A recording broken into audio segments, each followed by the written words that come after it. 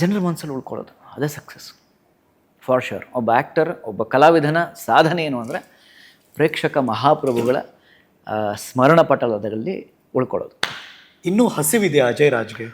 ತುಂಬ ಹಸಿವಾಗ್ತಿದೆ, ತುಂಬ ಹಸಿವಾಗ್ತಿದೆ. ಈಗಲೂ ಅಷ್ಟೇ.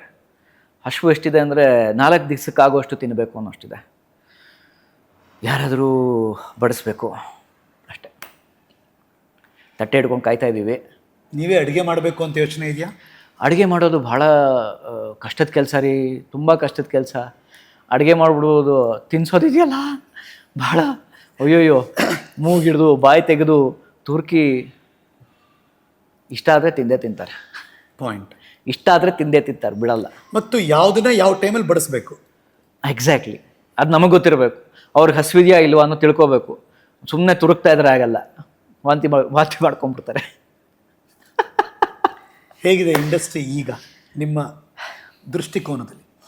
It will definitely rise as a phoenix for sure.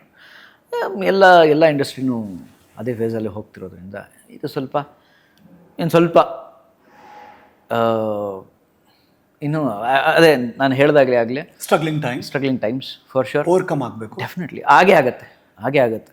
It has to come circle ಇದು.